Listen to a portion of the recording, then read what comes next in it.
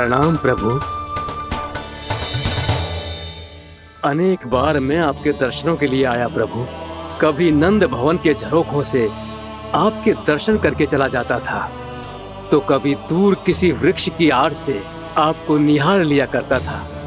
आज आपने स्वयं मुझे बुलाकर धन्य कर दिया प्रभु।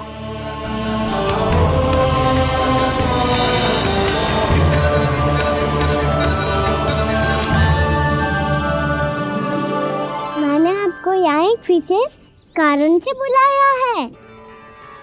आपके श्राप से इस कालिया नाग को मुक्त करने का समय आ गया है। ये तो बहुत ही उत्तम समाचार है प्रभु। इतने वर्ष बीत गए, मुझे आज भी स्मरण है वो दिन जब मैंने उन्हें श्राप दिया था। अपने क्रोध पर नियंत्रण खोकर बहुत बड़ी भूल कर दी थी मैंने प्रभु। बीती हुई घटनाओं पर दुखी होके कोई लाभ नहीं है। हमें भविष्य की ओर देखना होगा।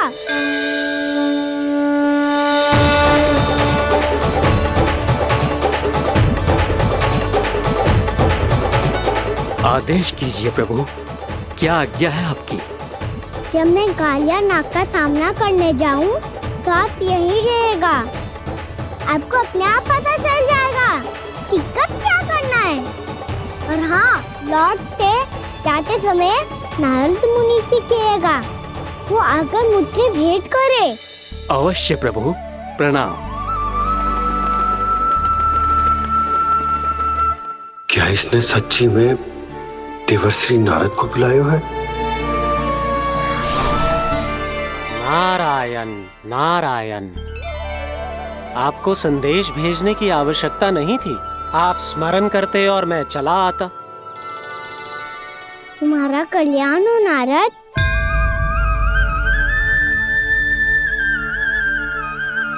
मैंने तुम्हें एक विशेष कार्य के लिए बुलाया है। आज्ञा दीजिए प्रभु। तुम्हें एक बार फिर कंस से भेंट करनी होगी। विचार कीजिए महाराज, क्या आप बिना किसी शंका के कह सकते हैं कि कौन सी पंखुड़ी पहली है और कौन सी आठवीं?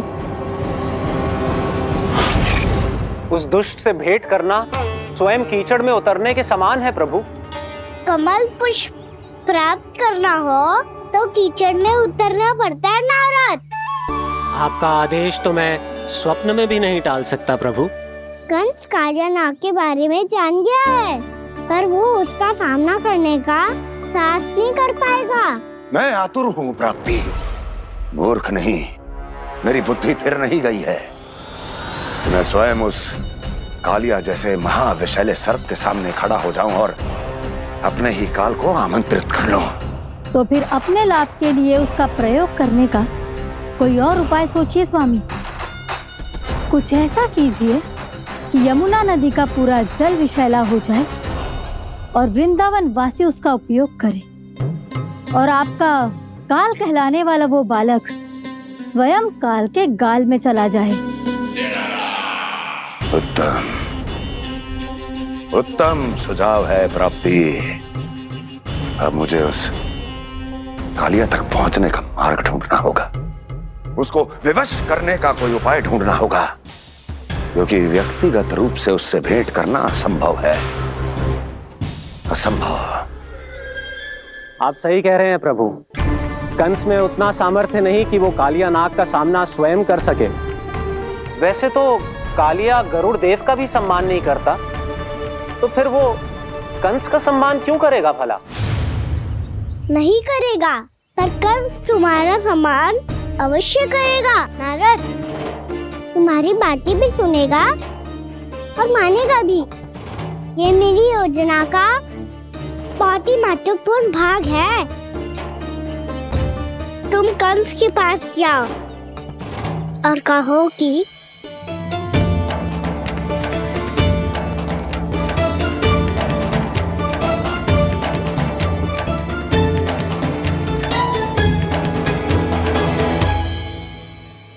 संतान अपने माता पिता को तीर्थ का सौभाग्य दिलाती, पर मेरा लल्ला कितना महान कि उसने हमारे घर को ही तीर्थ बना दिया। ऐसा तीर्थ जहां मेरी आंखों के सामने भक्त और भगवान का मिलन हो रहा है। जो आज्ञा प्रभु।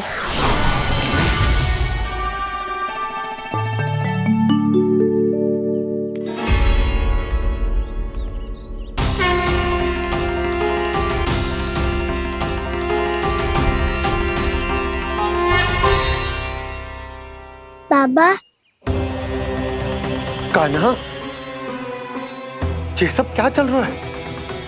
पहले काक भुसुंडी जी और फिर जे नारद जी। क्या योजना बना रहे हो तुम? कान्हा, बता ना लल्ला, क्या सोच रहे तू? कान्हा देख, अगर तुझे अपने बाबा को ना बताना हो ना, अपने भक्त को बता दे। क्या सोच रहे हो लल्ला? क्या करने वाले हो आप?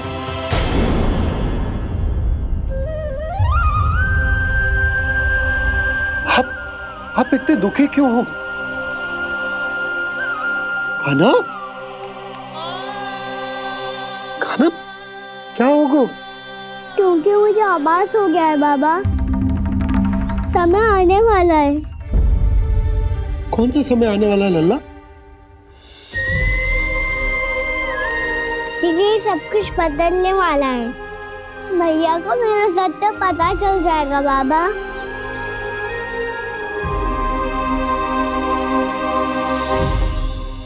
पर लल्ला, इसका काक भुसुंडी और कालिया नाग से क्या संबंध है?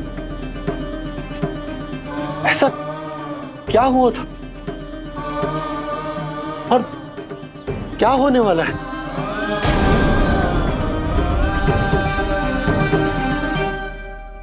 जो होने वाला है बाबा, उसका संबंध उससे है जो सैकड़ों वर्ष पहले हुआ था। महर्षि भृगु के एक वंशज थे वेदशिरा मुनि, जो विंध्याचल की पहाड़ियों में साधना कर रहे थे। तभी वहाँ अश्वशिरा नाम के एक दूसरे मुनि आमंत्रण के बिना ही आ गए। कितना सुंदर और शांतिपूर्ण आश्रम है। यहाँ प्रभु की साधना करने में बहुत आनंद आएगा। शीघ्र ही अश्वशिरा मुनि उपस्थिति के कारण होने वाले व्यवधान से बाध्य होकर वेदशिरा मुनि ने अपनी आंखें खोली। कौन हो तुम और यहाँ क्या कर रहे हो? आपके आश्रम में बहुत शांति है मुनिवर। साधना करने के लिए बहुत ही उत्तम स्थान है ये। मैं चाहता हूँ कि मैं भी यहाँ। आप यहाँ साधना करना चाहते हैं, लेकिन इतना भी नहीं जानते कि किसी के आश्रम में प्रवेश करने से पहले उसकी आज्ञा लेनी चाहिए। आप ये भी नहीं जानते कि यदि कोई यज्ञ कर रहा हो तो बिना अनुमति के वहाँ प्रवेश करने से उसकी यज्ञ साधना भंग हो सकती है। आप क्या साधना करेंगे मुनि? आप तो साधना के योग्य ही नहीं हैं। इतना अपमान! एक मुनि के मुख से इतने कड़वे शब्द शोभा नहीं देते। मैं तुम्हें श्राप देता हूँ, जितनी विषैली तुम्हारी जिह्वा है उतने ही विषैले सर्प बन जाओ तुम।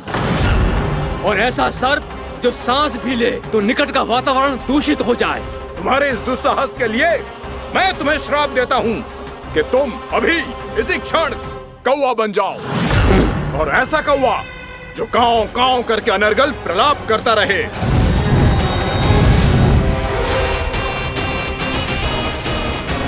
ये मैंने क्या किया? ये मैंने क्या किया? क्रोध के कारण दोनों ने एक दूसरे को श्राप दे दिया।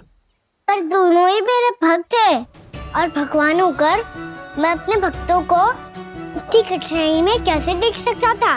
इसीलिए जिस संकट में उन दोनों ने अपने आप को फंसा लिया था, उसका समाधान करने में मैं उनके पास गया। देखिए ना प्रभु, ये क्या हो गया हमसे। हमारी रक्षा कीजिए प्रभु, मार्ग दिखाइए हमें।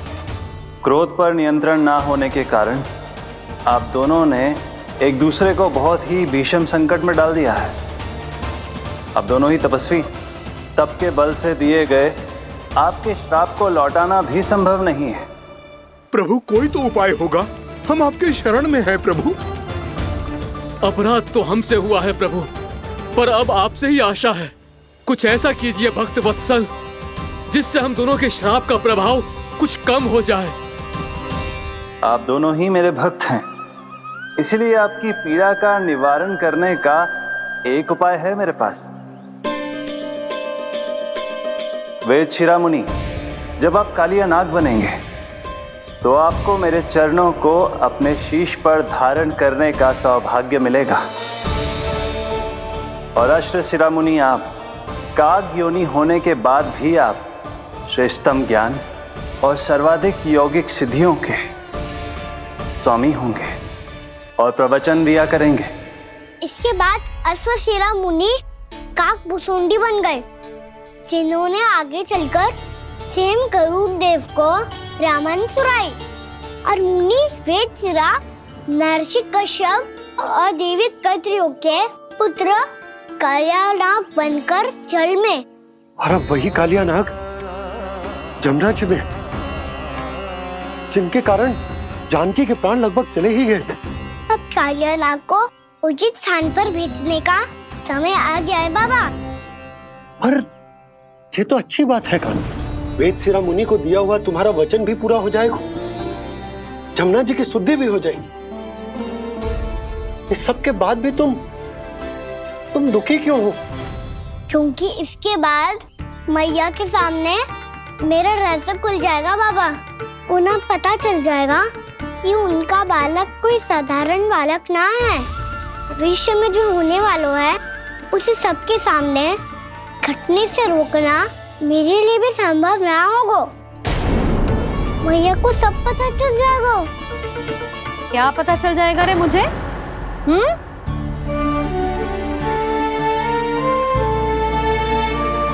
यही कि सबसे अधिक प्रेम मैं आपसे ही करता हूँ। अब बस भी कर, चलो भोजन के लिए बुलाने आई थी तुम दोनों को। भूखा थोड़े ना रहने दूंगी अपने लल्ला को, मेरा लल्ला दुर्बल हो जाएगा ना। आप खिलाओगे तो ही खाऊंगा। हाँ ठीक है, मैं ही खिलाऊंगी। अब चल, आओ जी, चल।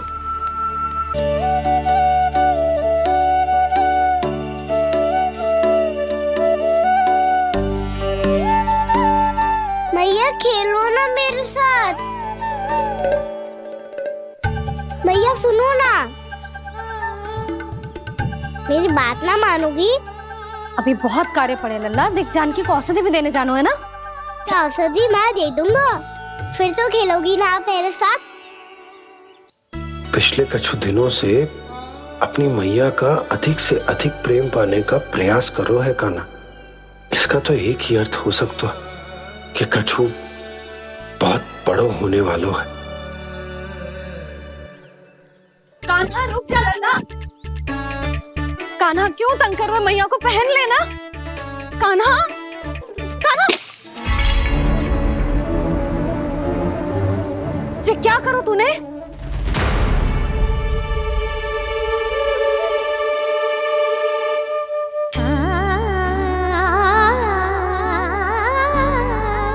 अच्छा ठीक है, अब मुंह लटकाने की आवश्यकता ना है। ये ले।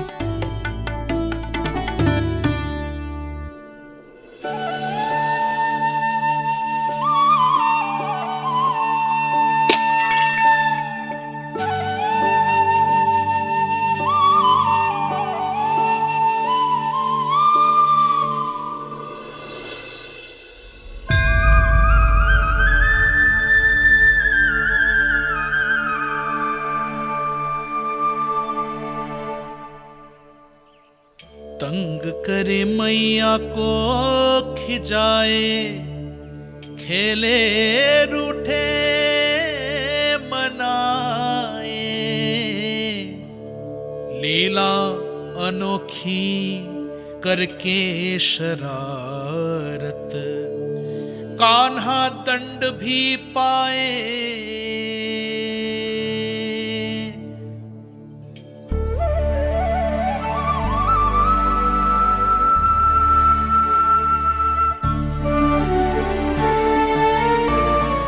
रूठना मनाना, खेलना खिलाना, पहले शरारत करके क्रोध दिलाना और फिर क्षमा मांग लेना, ये सब जानबूझकर कर रहे है कान्हा, जैसे जीवन भर के लिए अपनी मैया की ममता को अपने हृदय में समेट कर रखना चाहते हो। कैसे कैसे करूं उस कालिया से मित्रता, कैसे करूं उसका उपयोग?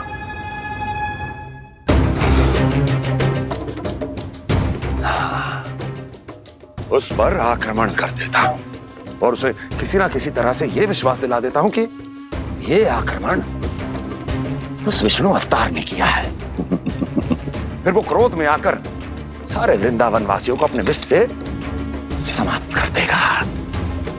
उचित है, ये उचित है।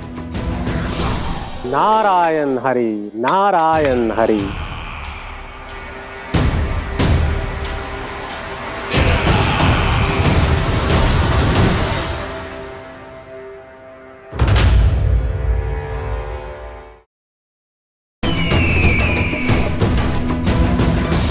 नारायण हरि, नारायण हरि।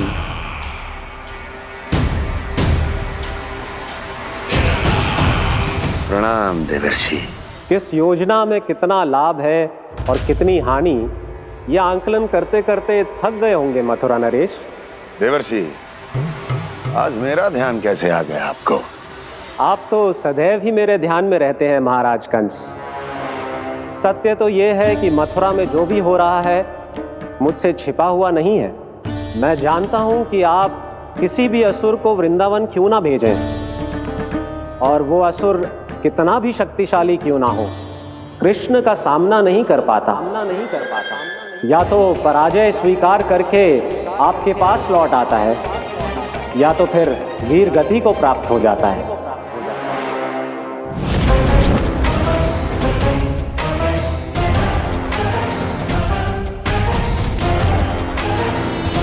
वाह, मुझे मेरी असफलताएं स्मरण कराने आए हैं, मेरे घाव को खुरेदने आए हैं, उन पे नमक छिड़कने आए हैं। मित्र को शत्रु समझने की भूल मत कीजिए महाराज कंस। मैं तो आपकी सहायता करने आया हूं। हाँ, और मेरी सहायता। कृष्ण विष्णु अवतार है, आप विष्णु के भक्त हैं। मैं हूं विष्णु द्रोही, फिर भी तो आपके आराध्य को हानि पहुंचाना चाहता है, उसकी सहायता करना चाहते हैं आप। क्या आप निश्चित रूप से कह सकते हैं कि आप ब्रह्मांड के सभी नियमों को अच्छी तरह समझते हैं? अवश्य। आपके लिए बस इतना ही जानना पर्याप्त होगा कि मैं जो कुछ भी कर रहा हूं उसके लिए मेरे व्यक्तिगत कारण हैं। मैं तो बस आपके हित में पिछली बार की तरह एक सुझाव लेके आया था, पर यदि आप मेरा सुझाव सुनना भी नहीं चाहते तो आपकी इच्छा। नारायण हरि, नारायण हरि। कारण चाहे जो हो, इनके पिछले सुझाव के कारण ही आज मेरे शत्रुओं की संख्या कम है। अन्यथा मैं देवकी के अन्य पुत्रों को भी जीवित छोड़ देता, और आज वो सब अपने भाई के साथ मिलकर उसकी शक्ति को अनेक गुना बढ़ा देते। ठहरिए देवऋषि,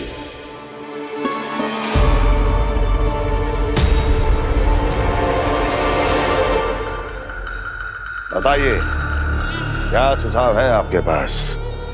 मेरे सुझाव का नाम है कालिया नाग।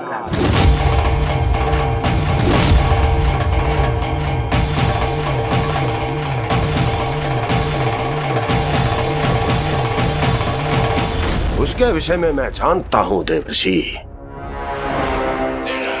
तो समस्या यह है कि मैं स्वयं उससे मिलने नहीं जा सकता, उससे भेंट नहीं कर सकता।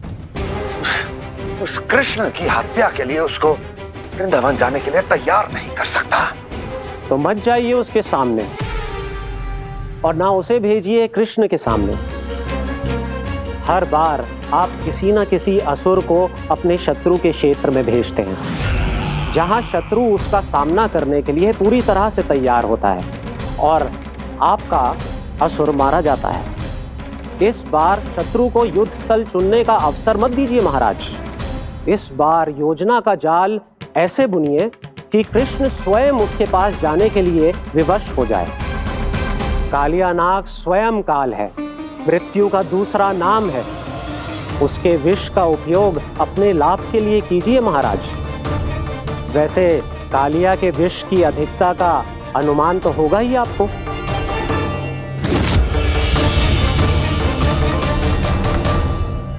एक बार जो उसके क्षेत्र में पहुंच गया, फिर उसके विष से बचना असंभव है। उचित सुझाव है देवर्षि, उचित सुझाव है। देवर्षि, उस छलिया विष्णु की भक्ति करते करते आप भी उसके रंग ढंग सीख गए हैं। उचित है। उचित है।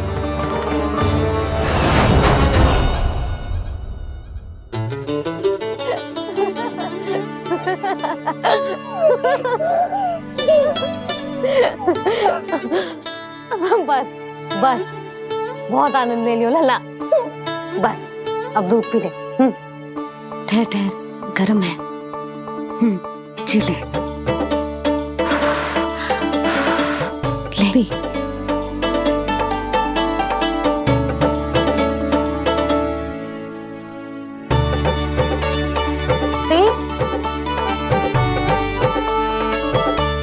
मैं ना होती तो ना जाने क्या हो तो तेरा। अपने आप दूध भी ना पी सकते है, भावला कहीं का। आपकी इस प्रेम के लिए तो मैं धरती पे आया हूँ मैया। मैं भी यही सोच रहा हूँ यशोदा कि तुम ना होती तो मेरा क्या होता। इसी बात पे थोड़ा दूध और कजू खाने को दे दो। अरे मैं तो भूल ही गई। तनिक ठहर जाओ जी दूध पी लेना तो आपके लिए भी कछु ले आती हूँ।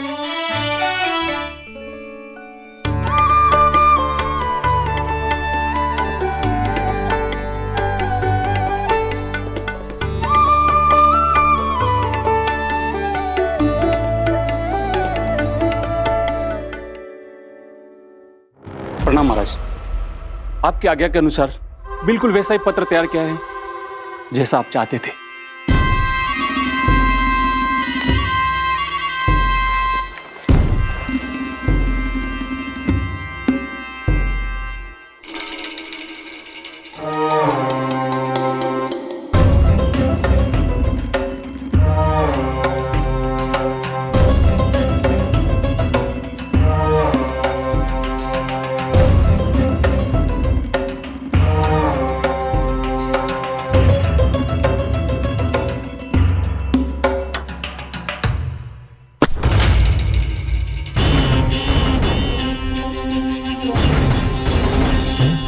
कृष्ण जन्म से लेकर आज तक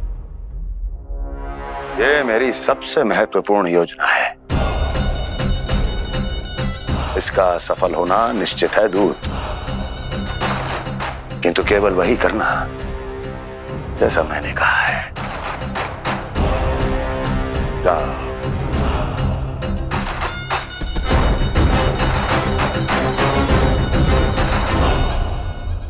कान्हा,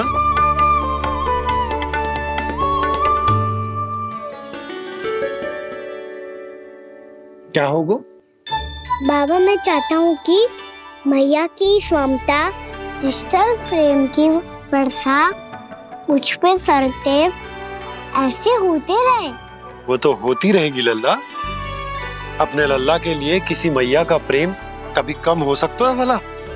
नंदराज, वो मथुरा से एक दूत आयो है महाराज कंस का राजपत्र लेके।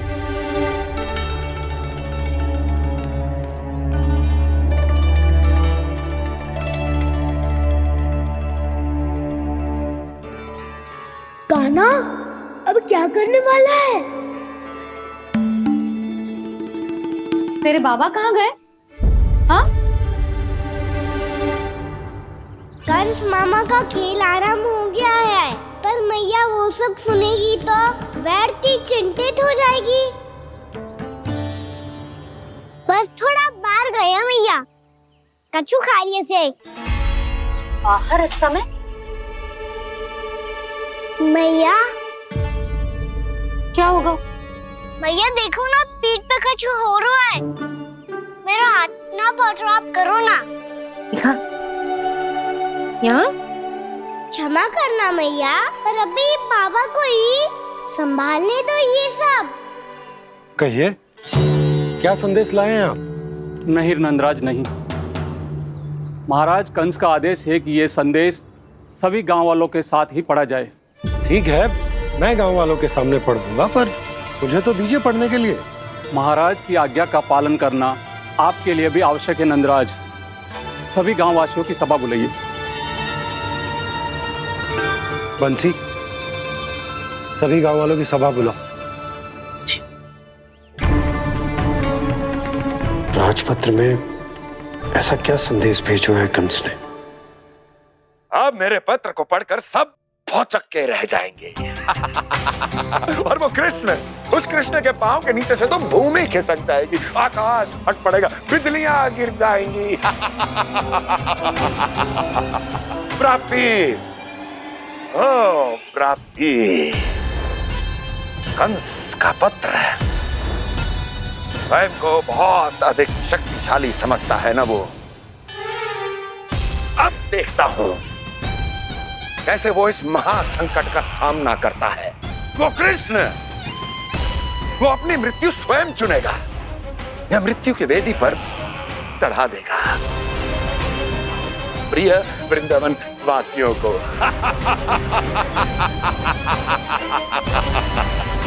अब आएगा आनंद प्राप्ति, अब आएगा आनंद। सबको इकट्ठा करवा के ही पढ़वाएगो। अवश्य ही कोई विशेष संदेश दिया होगा कंस ने। मैं भी यही सोच रही हूँ सुलक्षणा जी, कछु ना कछु तो विशेष है, पर जे हो क्या सकता है? हाँ, बात तो सही है। ऐसा क्या हो सकता है? सभी गांव वासियों के सामने कहा जाए, कछु तो विशेष अवश्य लग रहे हो। बाहर तक कोलाहल क्यों हो रहा है? मैया, मैया, अब क्या होगा? मैया देखो ना, सर पे कछु हो रहा है। लल्ला, नारायण ने तुझे हाथ दिए हैं ना? पीठ की बात अन्य थी। अपने सिर की सेवा स्वयं कर। सर पे तो हाथ पहुंच रहा है ना?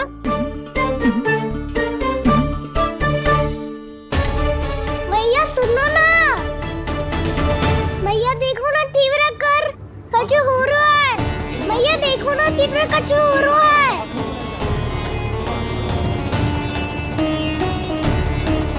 सब लोग आ चुके हैं, अपना संदेश सुनाइए आप।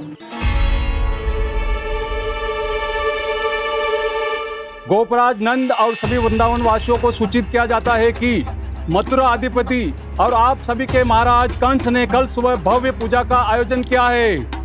इसके लिए राज्य को वृंदावन के क्षेत्र के निकट यमुना नदी के मध्य में खिलने वाले 1 कोटि कमल के पुष्पों की आवश्यकता है। इसीलिए आप सभी को यह आदेश दिया जाता है कि ये सभी कमल के पुष्प प्रथम पहर से पहले राजसभा में पहुंचा दिए जाए। इतने सारे पुष्प वो भी प्रथम पहर से पहले कैसे हो सकते हैं? यदि आप ऐसा करने में असफल रहे तो इसे राज आज्ञा का उल्लंघन माना जाएगा और राजद्रोह के आरोप में आप सभी को कड़े से कड़ा दंड दिया जाएगा। स्मरण रहे, यदि कल की पूजा में इन 1 कोटि कमल के पुष्पों का ना पहुंचने के कारण कोई व्यवधान आया तो समस्त वृंदावन वासियों को दोषी माना जाएगा और पूरे गांव को निवासियों सहित धूल में मिला दिया जाएगा। कल प्रथम पहर तक का ही समय है आप सबके पास।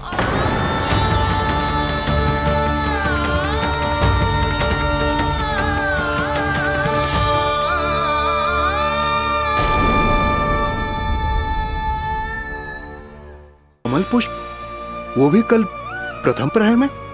ऐसे कैसे संभव है? और कोई साधारण पुष्प ना, यमुना नदी के मध्य खिलने वाले विशेष कमल के फूल चाहिए उन्हें। लेकिन यमुना नदी में तो कालिया नाग ने विष घोल के रखा है, तो फिर कैसे हो पाएगा? यह संभव है। हमारी मृत्यु का संदेश भेजा है राजा कंस ने। सदैव की भांति इस समस्या पर भी गांव के बड़े ही विचार करेंगे। बालकों का यहाँ होना उचित ना है।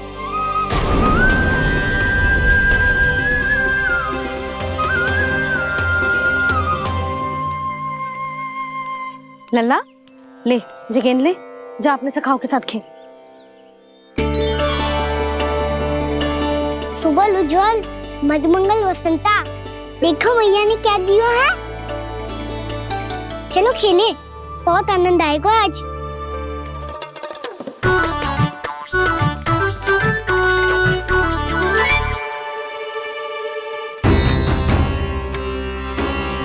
भानु, बंसी, जाओ और शीघ्र ही वो घेरे का कार्य समाप्त करो।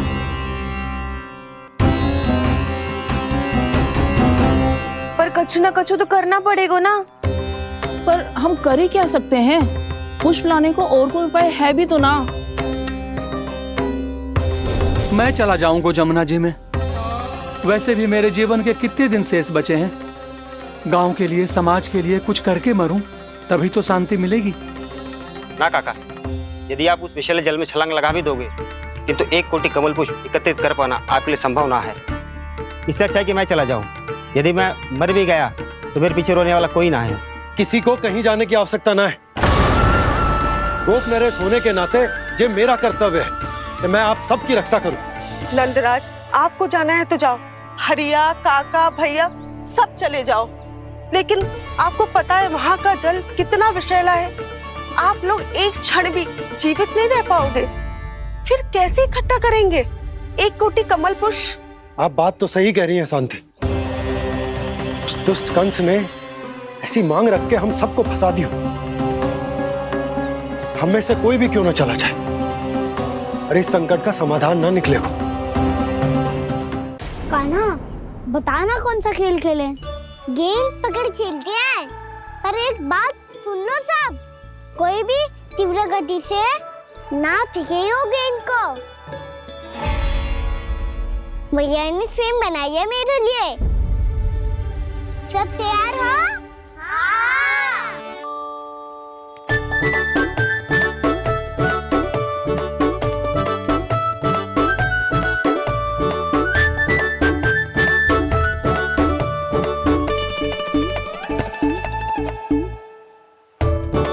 मुझे दो।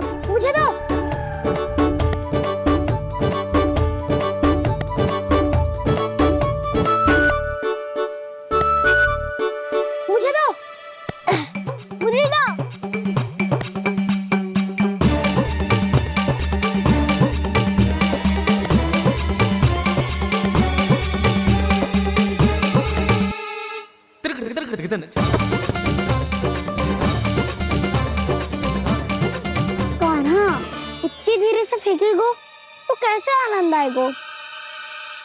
थोड़ा बल लगा के फेंक।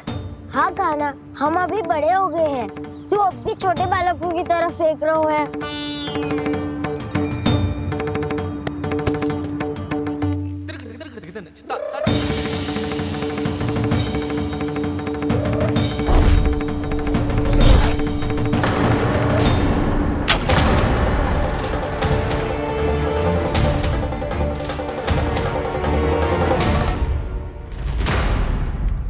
दीदी, ये क्या करो कान्हा? गेंद तो डूब गई।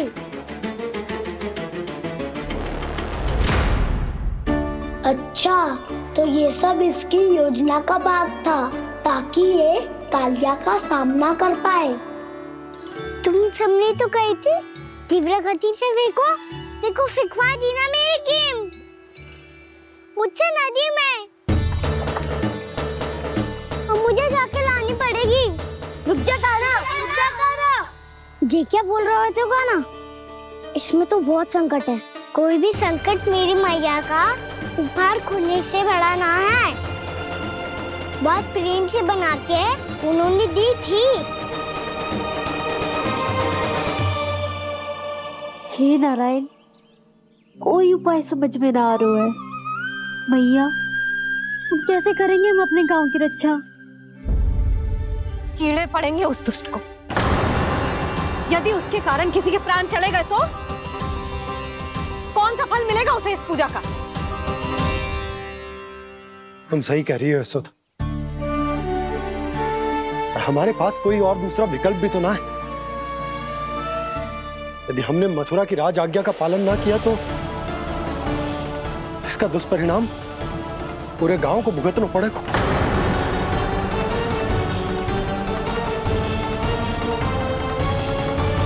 कान्हा, हमें पता है कि तू भगवान है, दिव्य है, बहुत शक्ति है तुझमें, पर फिर भी हम तुझे विषैले जल में ना जाने दे सकते। कुछ होगा तो तुम सब इतनी हट कर रहे हो तो ठीक है, ना जाऊंगा। गेंद कहाँ गिरी है, कितनी दूर गई है, ये तो देख लूं, ताकि उसे बाहर निकालने का कोई उपाय ढूंढ पाऊं।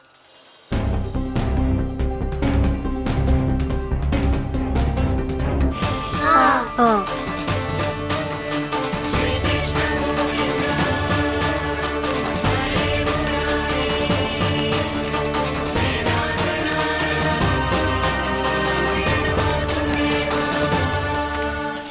कान्हा की ये लीला तो समझ ही नहीं आ रही।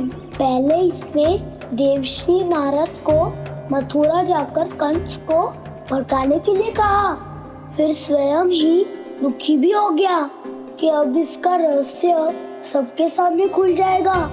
और अभी स्वयं ही तो इसने कहा था कि गेंद बहुत महत्वपूर्ण है, फिर स्वयं ही उसे नदी के विषैले जल में फेंक दिया।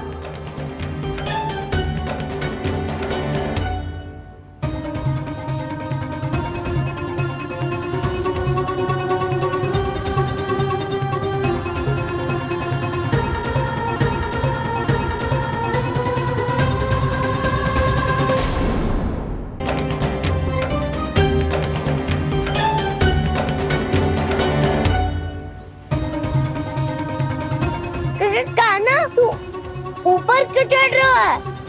अरे ऊंचाई से देखूंगा तभी तो गेंद दिखेगी।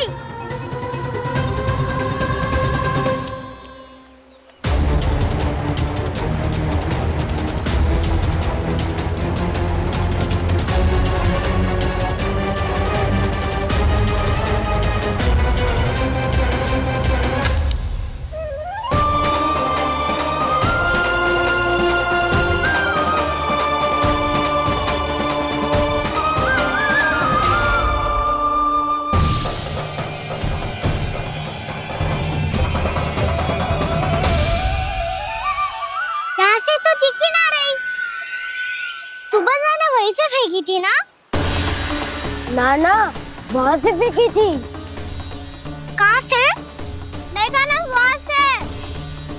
समझ ना आ रहा, ठीक बताना कहाँ से फेंकी थी?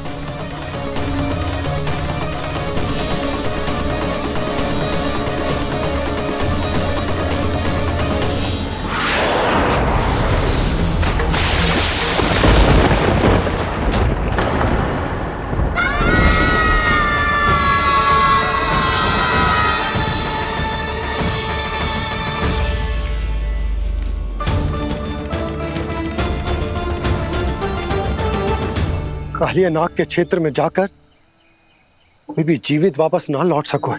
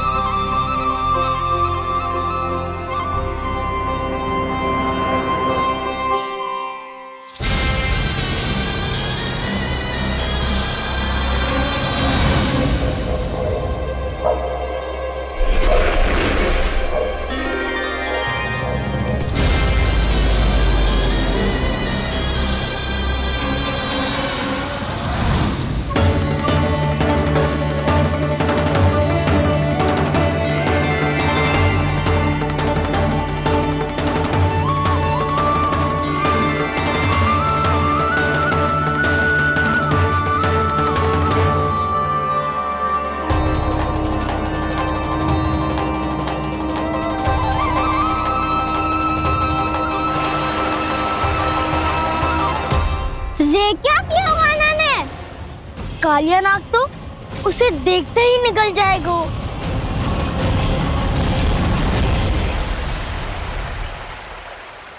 तो आरंभ से अब तक सब कुछ उसकी लीला का ही भाग था।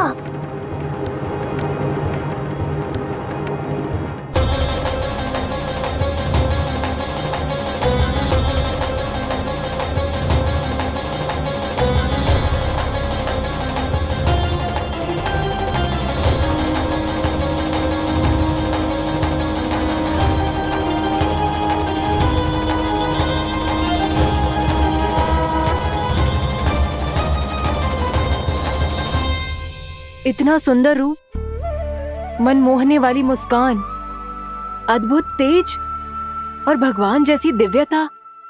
कौन हो तुम? हाँ, तुम्हें देखकर तो हम सब सम्मोहित ही हो गए।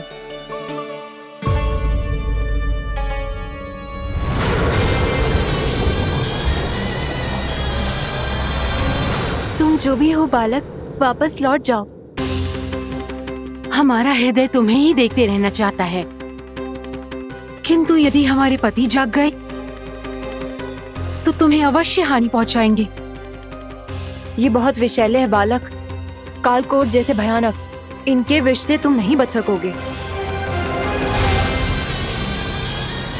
नंदराज, कालिया नाग के विष का प्रभाव बढ़ते ही जा रहा है। पहले 8 कोस तक उसके विष का प्रभाव था, अब तो 1 योजन से अधिक क्षेत्र में फैलो है। जल पीने के प्रयास से अनेक पशु मारे गए हैं और नदी के निकट के वृक्ष और वनस्पति सब नष्ट होने लगे।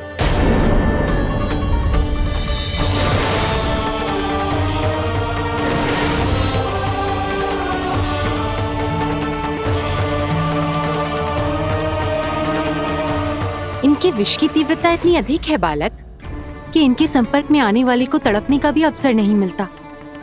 इनके विष की अग्नि क्षण भर से भी कम समय में प्राणवायु को जलाकर राख कर देती है।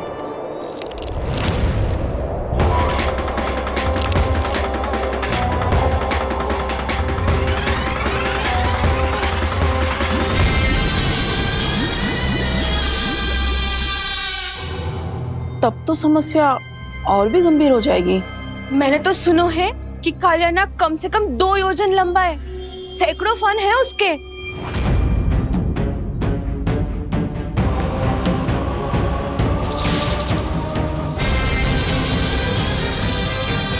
इसका अर्थ तो ये है कि हम दोनों ओर से फंस गए। एक और कंस को 1 कोटि कमल पुष्प देने जो कि कालिया नाग के क्षेत्र में पड़ते हैं, और दूसरी ओर उस कालिया नाग का विष यमुना जी के क्षेत्र में बढ़ता ही जा रहा।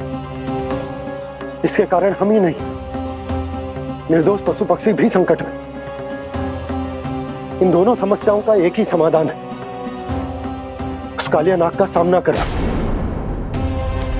और ये ना समझ आ रहा कि हम ये करेंगे कैसे, क्योंकि ये बात साधारण मनुष्य के बस की ना है। हमारे लिए ये असंभव है।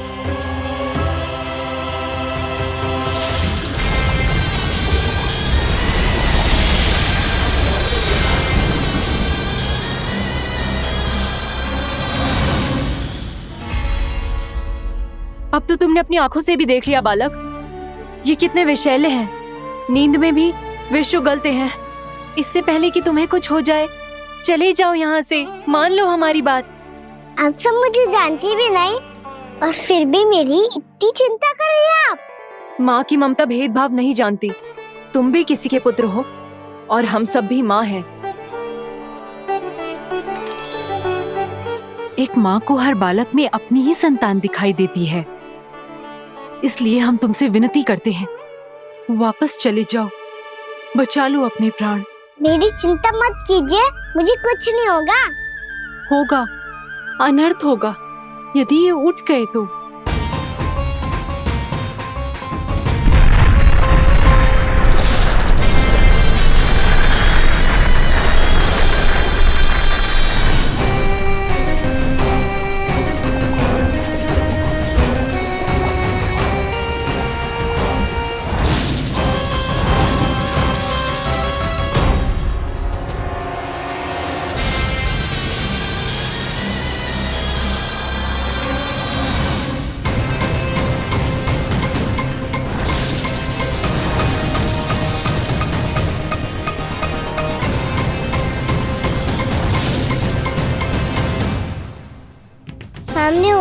में भी अपने इश्क को केवल वही देख सकता है जो अपना अभिमान त्याग चुका हो। पर पूर्व जन्म में मेरा भक्त होने के नाते मेरा सत्य स्वरूप देख पाने में मुझे इसकी सहायता करनी चाहिए।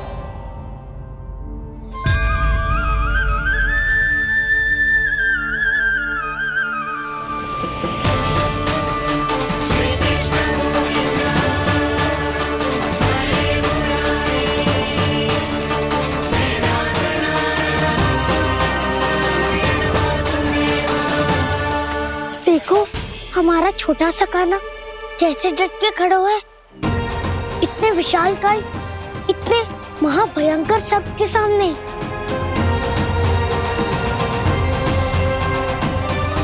ये कोई भगवान नहीं है जो इसके सामने हाथ जोड़ रही हो तुम सब।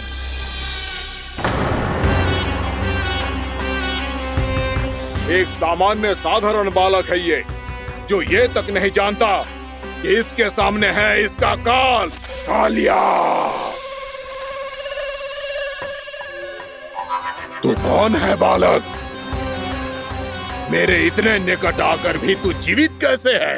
मेरी नहीं, अपनी चिंता करो कालिया। बहुत मनमानी कर ली तुमने। अब बस मैं तुम्हें रोकना हूँ। अब बस मैं तुम्हें रोकना हूँ। मैं तुम्हें रोकना हूँ। बित्ते भर का है तू, मेरे विष के बारे में जानता ही क्या है? और कहता है मुझे रोकने आया है। किससे? किससे रोकना चाहता है तू मुझे? मुझे क्रोध दिलाने की भूल मत कर बालक। अपनी फुंकार से ही तेरी इस मुस्कुराहट को अंतिम मुस्कुराहट बना सकता हूं मैं। शीघ्र बता, कौन है तू और किसने भेजा है तुझे? तुम्हें आवाज दी है कि अपनी पुकारों से तुम कितना विष भूल चुके हो। पवित्र यमुना नदी को कितना दूषित कर दिया तुमने। और यही नहीं, तुम्हारे कारण निकट के जीव जंतुओं, वृक्ष, वनस्पतियों सबको हानि पहुंच रही है। तो क्या? मुझे उससे क्या? मुझे है आपत्ति है मुझे तुम्हारे इस व्यवहार से, और इसीलिए तुम्हें यहाँ से जाना होगा। यहाँ से जाना होगा।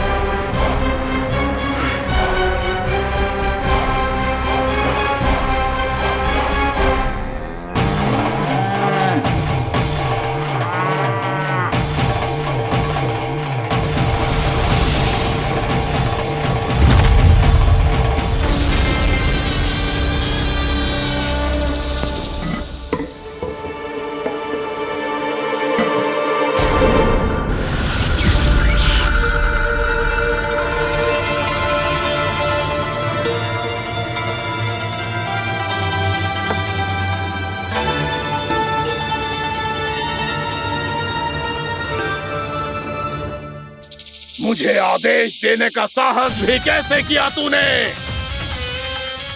इस क्षेत्र को मैंने अपना राज्य बनाया है, मेरा परिवार रहता है यहाँ, और तू मुझे यहाँ से जाने के लिए कह रहा है? हाँ, क्योंकि तुम्हारे यहाँ रहने के कारण अन्य जीवों को हानि हो रही है, और मैं ऐसा नहीं होने दे सकता। मैं तो बस वही कर रहा हूँ जो एक सर्प का स्वभाव है। विष फैलाना स्वाभाविक है मेरे लिए, इसलिए मुझे चुनौती मत दे बालक। चुनौती तो मैं दे चुका हूँ कालिया। अब तो बस तुम्हें स्वीकार करनी है।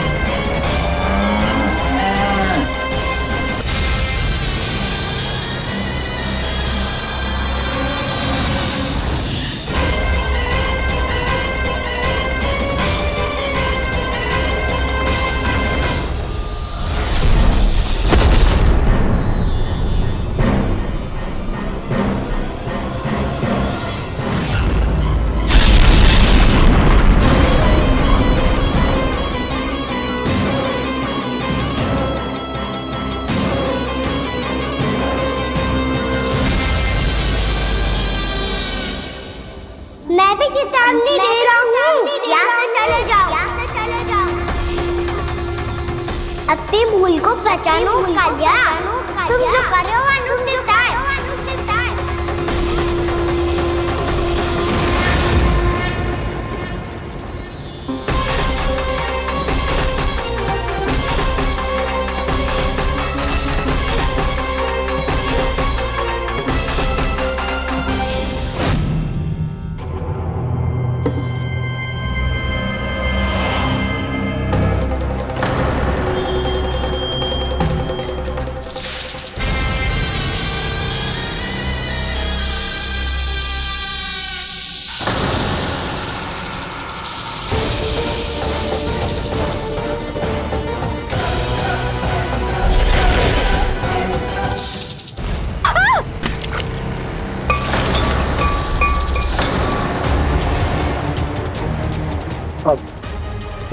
मैं आता हूँ।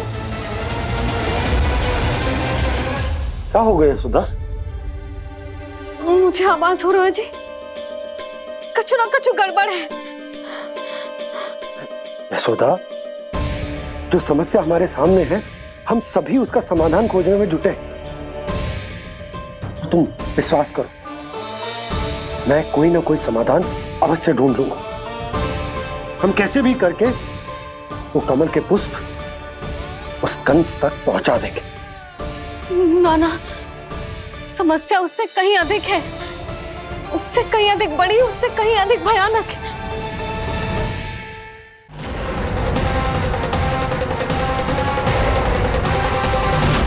विस्की ये बूंद से ही सबके प्राण चले जाते हैं। इसने तो विस्की धारियां फेंकी है खाना पे। कान्हा कैसे बच्चे को अधिक विष से? इसका विष तो क्या, ये सर स्वयं भी छू तक नहीं पाएगा हमारे कान्हा को।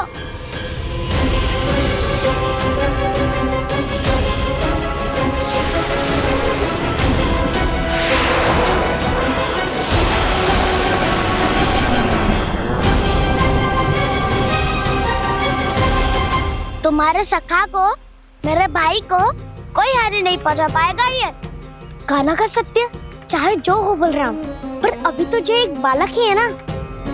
देखो कैसे विष के कारण स्थिर हो गया है।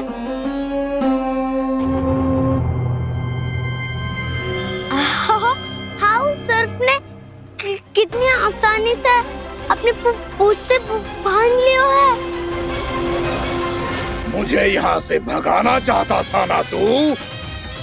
अब मैं तुझे दिखाऊंगा अपना सामर्थ्य।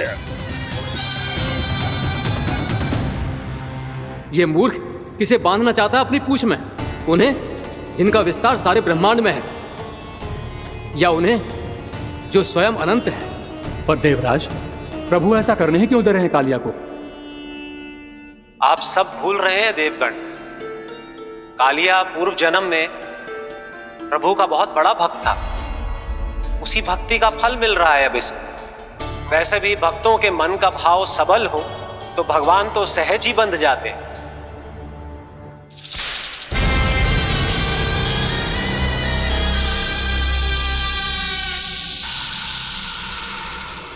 बलराम, तुमने ही तो कही थी कान्हा को कछु ना होगो। देखो दुष्ट ने चारों ओर से जकड़ लियो है।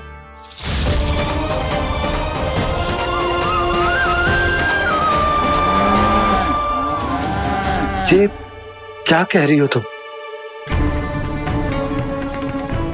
सुधा जी, क्या हुआ? घबरा क्यों रही हो आप? सुलक्षणा, मुझे आभास हो रहा है कुछ बहुत बड़ी अनहोनी हो गई है। नंदराज, नंदराज, नंदराज!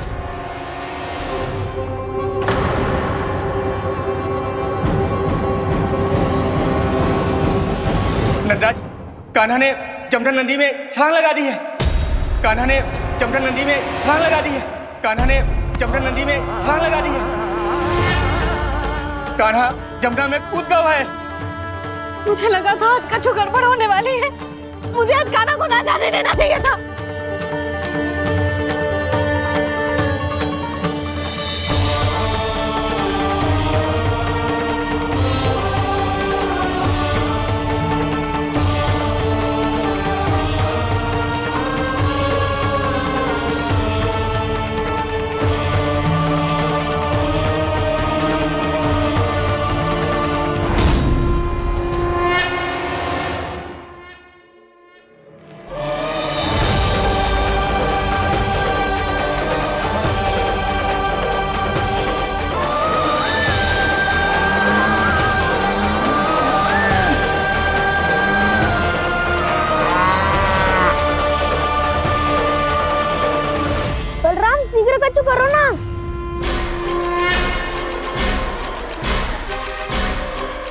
कुछ भी करो पर कान्हा को बचाओ। नाग बहुत भयंकर है, कान्हा अकेले ना संभाल पाएगा इसे।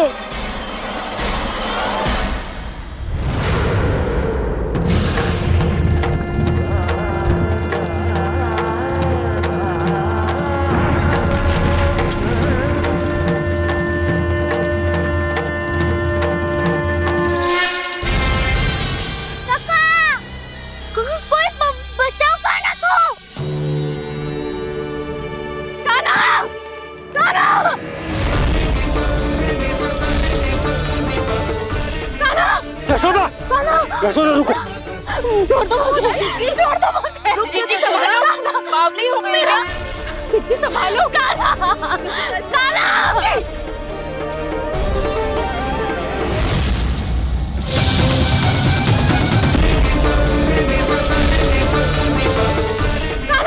यशोदा, यशोदा रुको। छोड़ दो मुझे, छोड़ दो मुझे। जीजी संभालो, बावली हो गई क्या? जीजी संभालो। देखो अब कैसे तुम्हारे अस्थियों को तोड़कर छोटे छोटे टुकड़ों में बदल दूंगा मैं।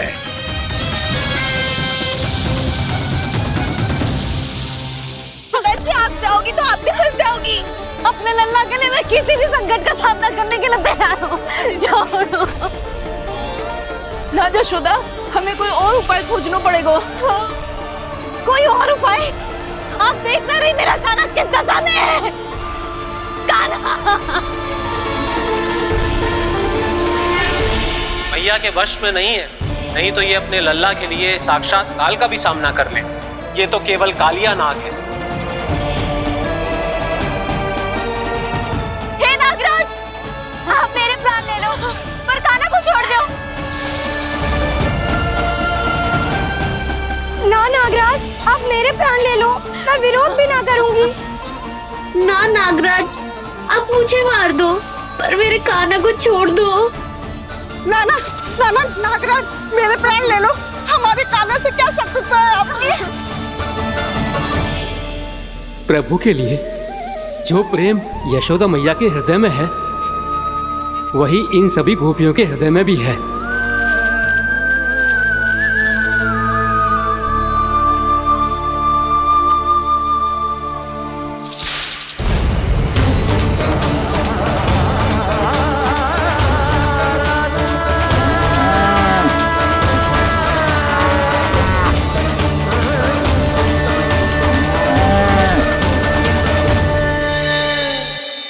यशोदा, यशोदा,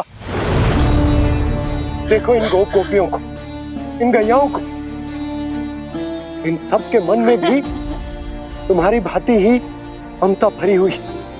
वो सब भी कान्हा से उतना ही प्रेम और स्नेह करती है, उतनी ही ममता से भरी हुई है जितनी कि तुम। तो तुम ही सोचो, जिसके साथ इतनी ममता और इतना स्नेह, इतना प्रेम, उसका कोई क्या कर सकता है? उस कालिया नाग का विष इस सब आशीर्वादों के सामने कछु न है। कछु करो जी। उसे बोलो वो मेरे प्राण ले ले, मेरे कान्हा को छोड़ दे। यशोदा,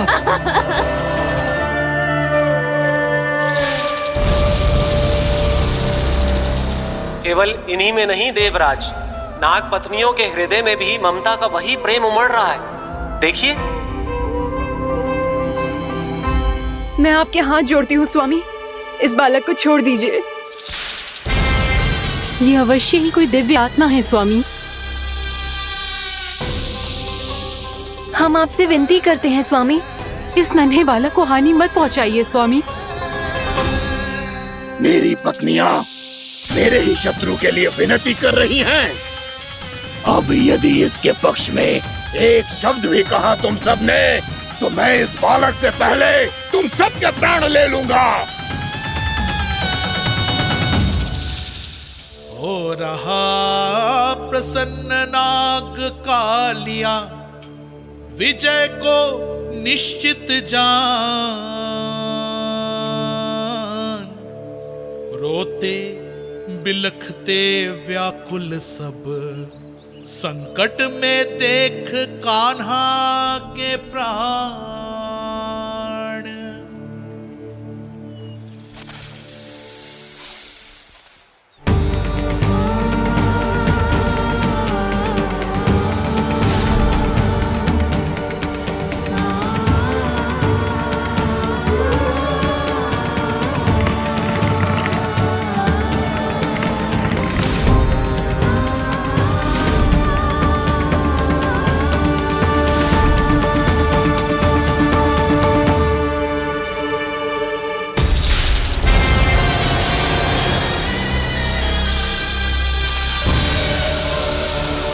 कुछ करो जी, मेरे लल्ला को बचा लो, कोई तो कुछ करो। जीजी संभालो जीजी ना। यशोदा, यशोदा तुम शांत हो जाओ, मैं कान्हा को वापस लेकर आऊंगा, मैं रक्षा करूंगा उसकी। ना नंदराज, नंदराज नहीं, कम से कम आप तो समझो नंदराज, कालिया के पास आप जाओगे तो आप भी फंस जाओगे।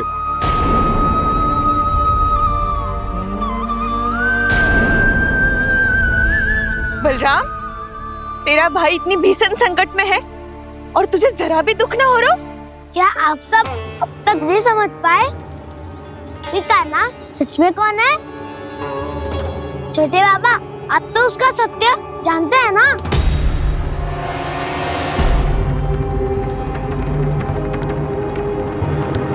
मानता हूँ कि आप सब कान्हा के रहस्य के बारे में नहीं जानते, पर क्या उसके जन्म से आज तक घटी एक से बढ़कर एक विचित्र घटनाओं को भी भूल गए हैं आप सब?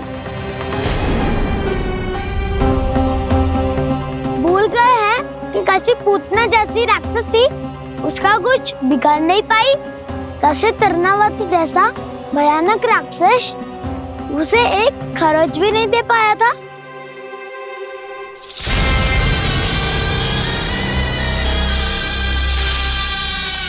आप सबने अपनी आंखों से देखा था ना, बकासुर से कान्हा की रक्षा करने देवता स्वयं आए थे, पर सत्य तो ये है कि वो सभी देवता भी उस असुर के सामने असमर्थ हो गए थे।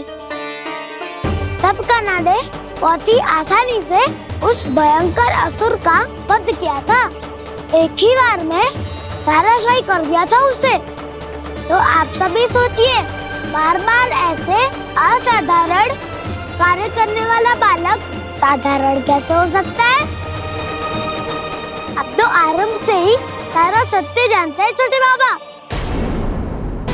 रहस्य छुपाने में सदैव कान्हा की सहायता करते आए हैं आप, और आज आप स्वयं ही उसके सत्य को भूल रहे हैं।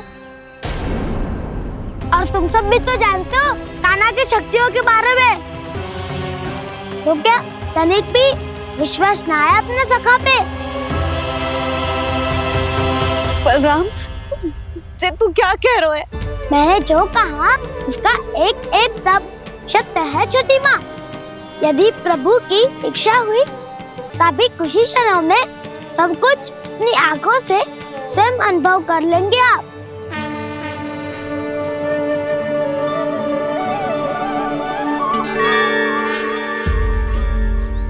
शांताकारं भुजगशयनं पद्मनाभं सुरेशं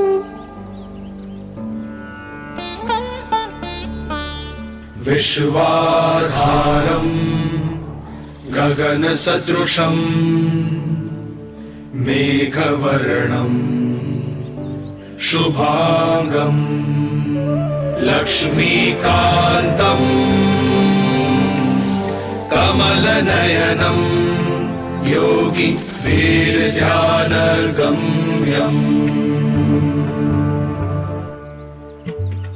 वन्दे विष्णुं भवभयहरं सर्वलोकैकनाथम्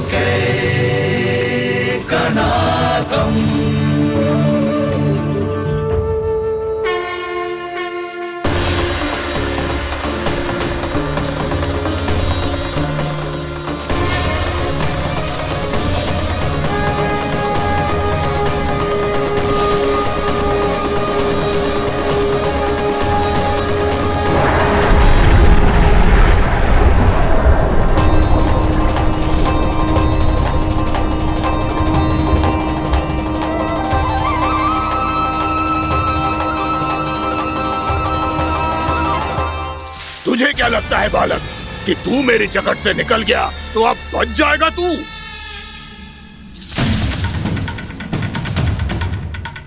मेरे विष से अपनी प्राण रक्षा करने में सफल रहा, मेरी जगत से भी छूट गया, पर मेरे दंश से नहीं बच पाएगा।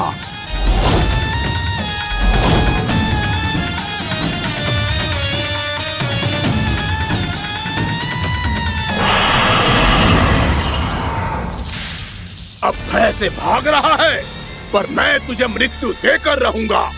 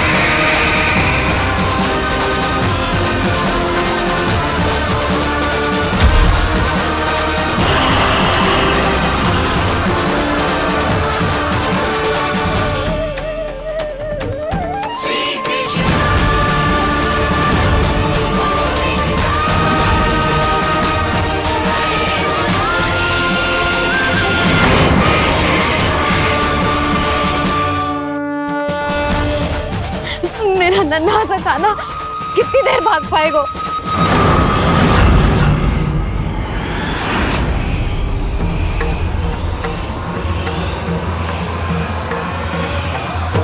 और कितनी प्रतीक्षा करोगे मेरी भक्त कालिया? भक्त नहीं, काल हूं मैं तेरा। जब अहंकार का मुकुट बुद्धि को ढक लेता है तो भक्त अपने भगवान को भी नहीं पहचान पाता।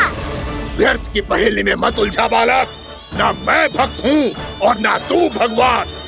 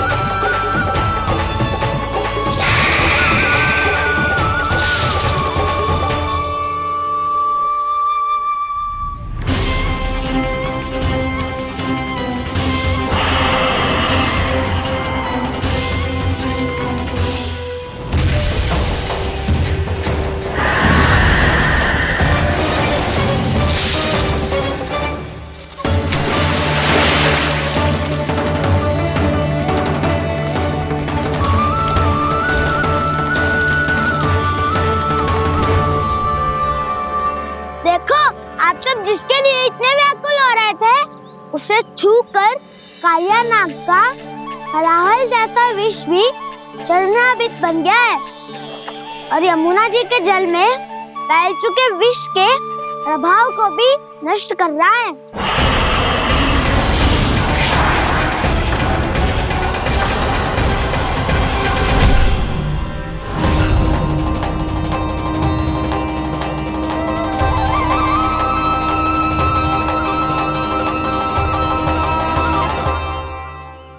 धर्म रक्षक, अधर्म विनाशक प्रभु श्री कृष्ण का कौशल सचमुच अद्वितीय है।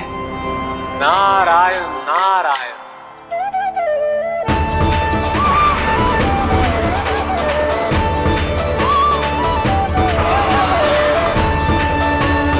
मेरा भार तुम्हारे भीतर के अहंकार का प्रतीक है कालिया। अब तुम्हारा अहंकार, तुम्हारा अज्ञान मेरे पाँव के नीचे है और तुम्हारी पूंछ अर्थात तुम्हारे प्राण मेरे हाथ में। अब तुम क्या करोगे भक्त?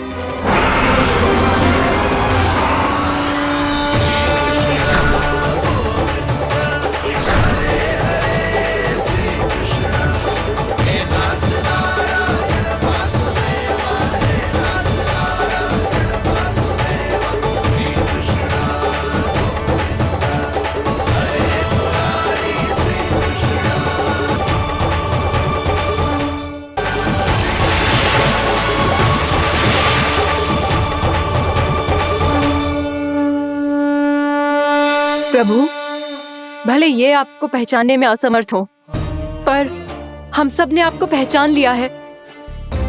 हाँ प्रभु, एक भक्त होने के नाते और एक अर्धांगिनी और माँ होने के नाते मैं आपसे इनके प्राणों की भिक्षा मांगती हूँ। अपनी कृपा दिखाइए और इन्हें क्षमा कर दीजिए। आपके लिए मित्र और शत्रु में कोई अंतर नहीं प्रभु। उसी तरह आपकी कृपा और दंड में भी कोई अंतर नहीं। दोनों दया ही तो है, अकारण ही किसी को प्राप्त नहीं होती। हमें विश्वास है कि हमारे पति को मिला ये दंड कोई अभिशाप नहीं है, आपका वरदान है। ये सत्य है प्रभु कि इनसे बहुत से पाप हुए हैं। इनके विष से बहुत सारे जीव जंतु को हानि पहुंची है, पर अब आपके चरण इनके शीश पर पड़ गए हैं। ऐसी कृपा तो बड़े बड़े महान महात्माओं को भी दुर्लभ है, और इन्हें प्राप्त हुआ तो अवश्य ही ये किसी महान पुण्य का ही फल है। हे प्रभु, उन्हीं पुण्य कर्मों की शक्ति का आह्वान कर मैं आपसे विनती करती हूँ, इन्हें प्राण दान दीजिए। मैं अपने इस भक्त को क्षमा अवश्य करूंगी देवियों, यदि ये अपने अहंकार को त्याग कर मुझे पहचान ले तो।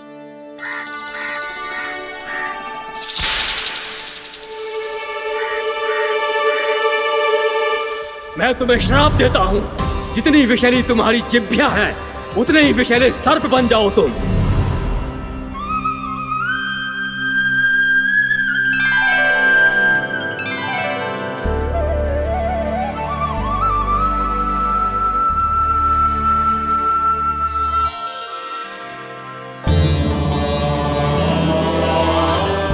नारायण, मुझे क्षमा कीजिए नारायण। मैं तो आपका परम भक्त था, किंतु मैं आपको पहचान नहीं सका। इसका दंड तो मुझे मिलना ही था, किंतु मैं अब प्रायश्चित करना चाहता हूं। इसके लिए यदि आप मेरे प्राण भी ले लेंगे तो भी मुझे कोई दुख नहीं होगा। मैं अपना जीवन, मृत्यु और अपना अस्तित्व सब कुछ आपको समर्पित करता हूं। मैं तुम्हारे क्रोध के कारण श्राप मिला, जिसे विशाल सर्प के रूप में तुम्हारा जन्म हुआ, और सर्प का तो स्वभाव है विष फैलाना। इसीलिए तुम्हें दंड नहीं दूंगा मैं, सिर्फ सभी अपराधों का पश्चाताप कर लिया। इसीलिए मैं तुम्हें क्षमा करता हूँ कालिया।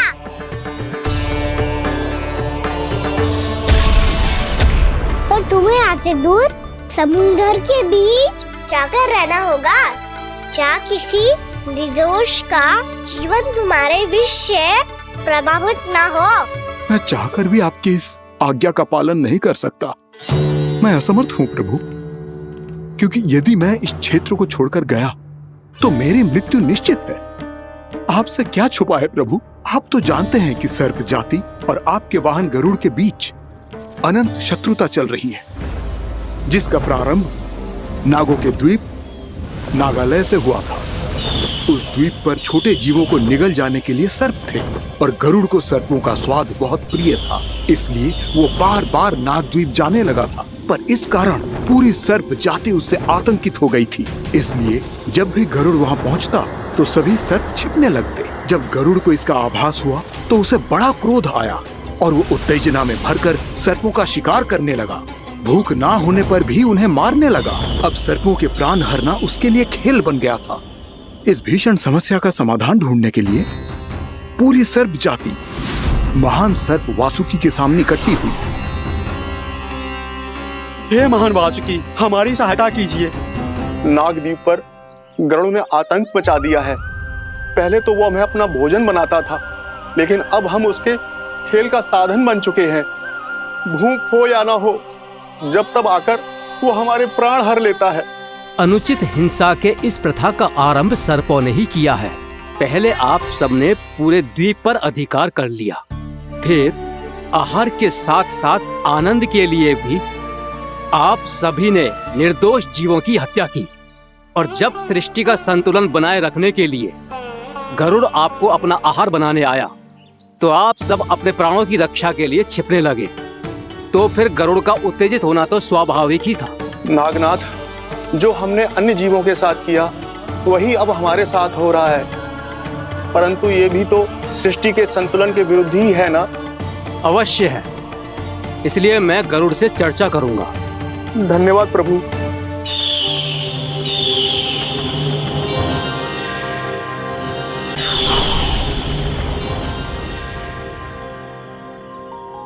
श्री नारायण के वाहन पक्षीराज गरुड़, मैं संपूर्ण सर्प जाति की ओर से आपसे एक निवेदन करने आया हूँ। कहिए, क्या कहना चाहते हैं आप?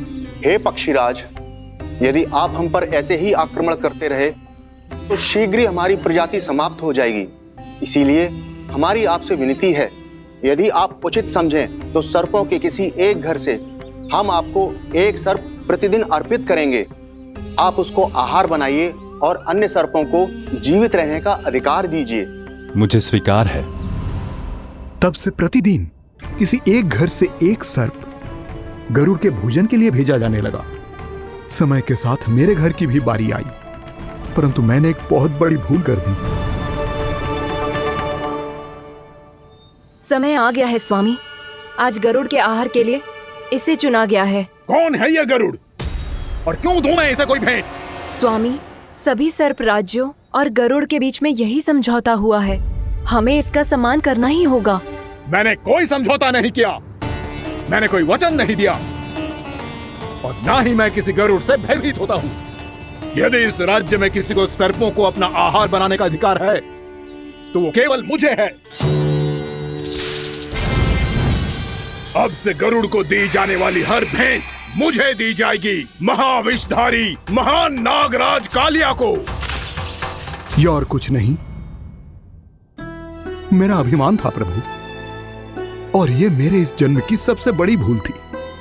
क्योंकि फिर जब गरुड़ को इस बारे में पता चला तो कालिया, अभिमान में आकर तूने अपने काल को ललकारा है। जिस कालिया के नाम में ही काल छिपा है, तू उसे ललकारने का दुस्साहस कर रहा है। गरुड़ स्वयं को भगवान विष्णु का वाहन कहता है, तो वाहन का ही कर्म कर। स्मरण रख, इस धरती के सर्वश्रेष्ठ योद्धाओं के लिए भी मैं मृत्यु का दूत हूँ। विनाश काले विपरीत बुद्धि। तो जैसे मूर्ख सदा इस युक्ति को सार्थक करते आए हैं, अपने विनाश को आमंत्रण किया है, तो अब भोग।